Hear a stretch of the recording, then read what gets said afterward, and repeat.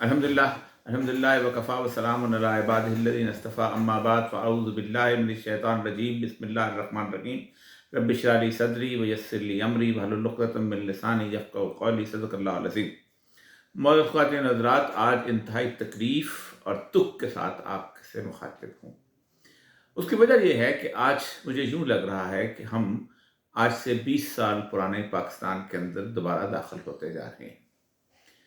तकरीबन 2001 के 2 या 3 माह बाद जनवरी के अंदर पाकिस्तान में एक ख़ास किस्म की मुहिम शुरू की गई थी कि पाकिस्तान का जो मुआशरा है ये इंतहाई शिद्दत पसंद है और इसके अंदर किसी किस्म की भी बर्दाश्त नहीं है। और ये शिद्दत पसंद वैसे नहीं है, ये मजहबी शिद्दत पसंद है। मुशर्रफ की वो जो जनवरी की तकरीर है जिसको अमरीकी बहुत पसंद करते हैं और जिसमें वो कहते हैं कि मुशर्रफ ने पहली दफ़ा पाकिस्तान के हालात को ठीक सिमत पे डाला था, वो ये उसकी जनवरी की तकरीर थी जिसमें उसने कहा था कि हम बहैसियत कौम एक मजहबी शिद्दत पसंद और अदम बर्दाश्त वाली कौम बनती जा रही हैं और हम इस मामले को आगे ज़्यादा मज़ीद बर्दाश्त नहीं करेंगे। और उसने पहली दफ़ा पाकिस्तान की तारीख में 2 ऐसी तंजीमों पर पाबंदी लगाई थी कि जिनका अफ़गानिस्तान के साथ कोई ताल्लुक़ नहीं था, जो कि कश्मीर और भारत के ख़िलाफ़ काम कर रही थी, मशकन लश्कर-ए-तैयबा और जैश-ए-मोहम्मद। और फिर उसके बाद उसने उनको गिरफ़्तार भी किया और उनको खुश करने के लिए मग़रब को भी और भारत को भी बहुत कुछ किया। लेकिन इसकी इब्तिदा 9/11 के साथ ही हो गई थी और 9/11 के बाद अफ़गानिस्तान में जब अमरीकी दाखिल हुए हैं तो अमरीकियों ने इस बात का इंदिया दे दिया था कि अब हम पाकिस्तान को एक बेस कैंप के तौर पे इस्तेमाल करेंगे और हम उस बेस कैंप से अफ़गानिस्तान पर हमले करेंगे। और उसने किया। इस लंबी तारीख है, बार बार इसको बयान कर चुका हूँ। लेकिन 20 साल के बाद जब उन्होंने मुकम्मल तौर पर वहाँ से शिकस्त खाई, एक ऐसी ज़िल्लत आमेज़ शिकस्त खाई कि जिसका तारीख में कोई दूसरा तारीख कोई दूसरी मिसाल नहीं मिलती। दुनिया में हमेशा 2 हिस्सों में तकसीम होती रही हैं जंगें। आधी दुनिया एक तरफ होती रही है, आधी दुनिया एक तरफ होती है। पहली जंग अज़ीम हो, दूसरी जंग अज़ीम हो या कोई और हो, बुनियादी तौर पर दुनिया जो है हमेशा आधी आधी तकसीम होती थी और जंगें हुआ करती थी। लेकिन अफ़गानिस्तान की जो वॉर ऑन टेरर है, इसके अंदर अमेरिका के साथ पूरी दुनिया थी और हम भी उसके साथ थे। लेकिन शिकस्त खाने के बाद 15 अगस्त 2021 को जब तालिबान ने इक़्तिदार संभाला है तो उसके फ़ौरन बाद अमेरिका की सबसे बड़ी ख्वाहिश ये थी कि अब इस मुल्क को पुरअमन नहीं रहना चाहिए और इसके लिए बेहतरीन मुल्क जो है इसको बदअमन करने के लिए वो पाकिस्तान ही हो सकता है। उनकी बदकिस्मती के उस वक़्त इमरान खान की हुकूमत थी और बावजूद कोशिश किए इमरान खान को राम न कर सके और उसका जो एब्सोल्युटली नॉट वाला फ़िक्रा है वो जो है वो उनके गले की हड्डी बन गया। लेकिन इस दौरान वो अफ़गानिस्तान को अपने पाले हुए लोगों से डिस्टर्ब ज़रूर करते रहे और उन्होंने दाइश के ज़रिए वहाँ हमले कराने शुरू कर दिए। और कभी मज़ार शरीफ में हमला हो रहा है, कंधार में हो रहा है, काबुल शहर में हो रहा है, मस्जिदों पे हो रहा है। और दाइश के लोग जो थे, तालिबान जो थे, गुज़िश्ता 8-10 साल से कहते चले आ रहे थे कि जब भी हम किसी मुहिम के ऊपर कामयाबी की तरफ आने लगते थे तो दाइश बीच में आ जाती और तब हम दाइश को पकड़ने लगते थे तो अमेरिका और हामिद करज़ई या अशरफ गनी के लोग जो थे उन्हें हेलीकॉप्टर में से इवैक्यूएट कर जाते थे। ये दाइश वाले कहाँ से आते थे, इसका बयान करना जो है वो बुनियादी तौर पर अपने आप को किसी बहुत बड़ी मुसीबत में डालना है। लेकिन बहरहाल दाइश के लोग वहाँ जाते थे। दुनिया के मुख्तलिफ मुल्कों में ट्रेन किए हुए लोग हैं और वो वहाँ पर आके हमला करते थे। लेकिन अफ़गानिस्तान में तालिबान ने मुकम्मल तौर पर कंट्रोल हासिल कर लिया और वहाँ इन जनरल अमन हो गया। ज़ाहिर बात है, लॉ एंड ऑर्डर जब ठीक हो और जस्टिस जब लोगों को मिल रहा हो तो लोग खुश होते हैं। धमाके तो एक ऐसी चीज़ है जो किसी के भी कंट्रोल में रहते, खुद यूरोप के और अमेरिका के भी कंट्रोल में रहते। जब धमाका होना होता है या किलिंग होनी होती है वो हो ही जाती है। अब उनके लिए एक और रास्ता था कि कोई पाकिस्तान से हमें एक बेस मिल जाए ताकि हम इनको अफ़गानिस्तान को डिस्टर्ब कर सकें। इस दौरान अयमन ज़वाहिरी का वाक़या हुआ और अयमन ज़वाहिरी के बारे में बाकायदा तालिबान ने इल्ज़ाम लगाया कि पाकिस्तान की एयर स्पेस इस्तेमाल हुई, جسے پاکستان نے نفی نہیں کی بلکہ کہا کہ ایسے ہمیں ثبوت دیا جائے کہ ہماری ایم نظاری کہ اس میں سویس کیسے استعمال ہوئی۔ پھر اس کے بعد حکمت یار اور پاکستان کے امبیسڈر پر بیک وقت حملہ ہوا۔ ابھی تھوڑی دیر پہلے ظبیرہ مجاہد نے کہا کہ اس میں داعش کے لوگ انوالو تھے اور انہوں نے ان کے پیچھے لوگ لگائے اور ان کو باقاعدہ پتہ چلا اور انہوں نے پکڑ بھی لیا۔ لیکن اس دوران تو افغانستان یہ چاہتا تھا، امارت اسلامی افغانستان، کہ پاکستان کے ساتھ مل کے جو تحریک طالبان پاکستان کے لوگ ہیں ان کو کسی نہ کسی طور پر ایڈجسٹ کر دیا جائے تاکہ ایک ایسی صورتحال پیدا نہ ہو کہ کل کو پاکستان کے اندر کوئی ایسے لوگ اٹھ جائیں یا وہ پاکستان کے خلاف حرکت کریں تو ہمارے لیے ہمارے دونوں کے جو بارڈر ہیں وہ ٹھیک نہ رہیں۔ اس کے اوپر گفتگو شروع ہوئی، پاکستان کی طرف سے بھی اور وہاں بھی۔ پاکستان کی نیشنل سیکورٹی کونسل کا اجلاس ہوا اور اس اجلاس کے اندر 45,000 تحریک طالبان پاکستان کے جو لوگ تھے ان کے بارے میں یہ پلان بنا دیا گیا کہ ان کو کہاں کہاں ایڈجسٹ کرنا ہے اور ان کے لیے جسے کہتے ہیں contributory member of the society بنانا، ان کے لیے باقاعدہ فنڈز ایلوکیٹ ہو گئے۔ لیکن وہی جو کہ امریکہ ہمارے ساتھ کرتا ہے اور ہم امریکہ کے لیے کرتے ہیں وہی ہوا کہ اس دوران رجیم چینج کی صورتحال آئی اور وہ لوگ جو کہ اس پروسیس کے اندر چل رہے تھے وہ تبدیل ہو گئے اور نئے چہرے اور نئے لوگ اس کے اندر آ گئے اور یہ سارے کا سارا پیس پروسیس جو ہے وہ رک گیا۔ 2-3 ہزار لوگ رہا بھی کیے گئے تھے، کچھ لوگوں کو پھانسیوں سے بھی بچا لیا گیا تھا، لیکن اس کے باوجود بھی سب کچھ چلتا رہا۔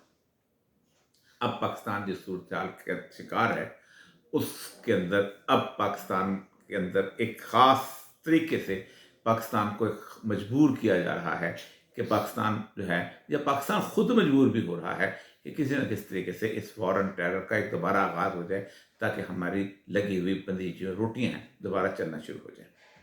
اس سلسلے میں گزشتہ دنوں نیشنل یونیورسٹی میں ایک سیمینار منعقد ہوا جس سے میں بھی گیا تھا۔ اس سیمینار میں دہشت گردی اور شدت پسندی اور عدم برداشت اس کا موضوع تھا، لیکن اس میں کسی نسل پرست کو، قوم پرست کو نہیں بلایا گیا۔ آپ سوچیں کہ 25 دسمبر کو 9 دھماکے جو ہوتے ہیں وہ ہوتے ہیں بلوچستان کے اندر اور وہ کوئی مسلمان دہشت پسند شدت پسند نہیں کرتا، مسلک اور فرقہ واریت والا مسئلہ نہیں ہوتا، وہ ٹوٹل ایک قوم پرست موومنٹ ہوتی ہے، نہیں بلایا گیا۔ وہ جو نسل پرستی جو کہ کراچی نے 30 سال دیکھی، جو کہ بشرا زیدی کے اپریل 1985 کے واقعے کے بعد شروع ہوئی اور پھر کبھی پشتون مارا گیا اور کبھی سندھی مارا گیا اور کبھی پنجابی مارا گیا اور کبھی اردو اسپیکنگ مارا گیا، اس کو نہیں بلایا گیا تھا۔ خاص طور پہ ایک ایجنڈے کے تحت اس کو فوکس کیا گیا۔ اب اس وقت پوری دنیا کو یہ بتایا جا رہا ہے کہ افغانستان ایک ایپی سینٹر بنتا جا رہا ہے اور پاکستان کے بارڈرز ہیں اس کی وجہ سے سیف نہیں ہیں۔ بلاول صاحب وہاں جاتے ہیں، وہاں سے جا کے ایک پیغام لے کے آتے ہیں کہ امریکہ ہمیں امداد دینے کو تیار ہے تاکہ ہم افغانستان سے اپنا بارڈر جو ہے وہ اس کو سیف کر سکیں۔ یہ ویسی امداد ہے کہ جیسی اکتوبر 2001 میں مشرف کو دی گئی تھی کہ 1 ملین یعنی 10 لاکھ جو ہے اس کے قریب جو امداد تھی امریکن، وہ بڑھا کے 1 ارب یعنی $1 ارب میں اس کو بڑھا دیا گیا تھا۔ اور پھر ہم نے اس امداد کے ساتھ جو کچھ کیا اور کس کس کے کھاتے میں گئی آپ سوچ نہیں سکتے۔ میں وہ کبھی کبھی اس پورے عرصے کے اندر اس امداد کا غور کرتا ہوں تو میں حیران رہ جاتا ہوں کہ بلینز آف ڈالر اس ملک کے اندر آتے رہے لیکن کہاں خرچ ہوتے رہے۔ کوئی تو دنیا بدلتی، کوئی تو لوگوں کے حالات بدلتے، لیکن لوگوں نے تو 70,000 لوگوں کی قربانیاں دی۔ اب اس وقت سب سے بڑی دنیا کے سامنے کیس پیش کیا جا رہا ہے، پاکستان بھی کیس پیش کر رہا ہے کہ افغانستان سے ہمارا بارڈر جو ہے وہ ٹھیک نہیں، اسی لیے ہم نے فینس لگائی۔ فینس بھی انہوں نے امریکن کے کہنے کے اوپر لگائی تھی۔ افغانستان کے 6 ملکوں کے ساتھ بارڈرز ہیں۔ اب پوری کہانی ذرا سے دیکھ لیجیے گا اور پھر آپ کو اندازہ ہوگا کہ ہم کس حد تک امریکن غلامی کے اندر جا رہے ہیں اور اب صورتحال کہاں جا کے نکلے گی۔ افغانستان کا پہلا بارڈر جو ہے وہ تاجکستان کے ساتھ ہے۔ یہ بارڈر تقریباً 1364 کلومیٹر کے قریب لمبا ہے اور یہی وہ راستہ ہے کولاب کا جس کے راستے سے امریکن جو تھے یہاں داخل ہوئے تھے۔ اس کے ساتھ افغانستان کے اچھے خاصے مسائل رہے ہیں۔ طالبان جس وقت برسر اقتدار تھے تو شمالی اتحاد کو باقاعدہ وہیں سے سپورٹ حاصل ملتی تھی اور دوشنبے میں باقاعدہ احمد شاہ مسعود کا گھر تھا جہاں انڈین امبیسڈر آتا تھا، اس کو پیسے دیتا تھا، بلکہ انڈینز نے वहाँ पर एक बहुत बड़ा अस्पताल बना के दिया हुआ था जिसमें अहमद शाह मसूद के लोग जो थे वहाँ जाके इलाज कराया करते थे। 4 हेलीकॉप्टर थे जहाँ से दिए गए थे। उस खुद ताजिकिस्तान के अंदर 1992 से लेकर 1997 तक एक बहुत बड़ी फंडामेंटलिस्ट इस्लामिक जिहाद की मूवमेंट चली थी, जिसको उज़्बेकिस्तान की इस्लामिक मूवमेंट जो थी वो सपोर्ट कर रही थी। और तालिबान के पास आके, तालिबान के इलाके के अंदर, उस वक्त तालिबान नहीं थे, मतलब उस वक्त अहमद शाह मसूद और हिकमत यार वगैरह बरसदार थे, वहाँ पर आकर पनाह लिया करते थे। और फिर जब तालिबान आ गए तो वो फिर शुमाली इत्तेहाद की जगह पर पनाह लेते थे। और इस तरह अजीब व गरीब किस्म की खून आलूद सरहद थी। लेकिन इस वक्त सबसे बेहतर ताल्लुकात जो है वो ताजिकिस्तान के साथ अफगानिस्तान के। उन्हें कोई तकलीफ नहीं, उन्हें कोई मसला नहीं। जिस मुल्क से बाकायदा तालिबान के खिलाफ 15 साल इमदाद मिलती रही हो, जहाँ से इंडिया उन पर हमलावर हो रहा हो, वहाँ इस वक्त ताजिकिस्तान के साथ अफगानिस्तान के, इमारत इस्लामी अफगानिस्तान के सबसे बेहतरीन ताल्लुकात है। दूसरा उनकी सरहद है वो तकरीबन 1510 मील है, और ये है उनका नहीं, ये तो पाकिस्तान की है। उज़्बेकिस्तान के साथ उनकी है 143, बहुत छोटी सी, 143 किलोमीटर।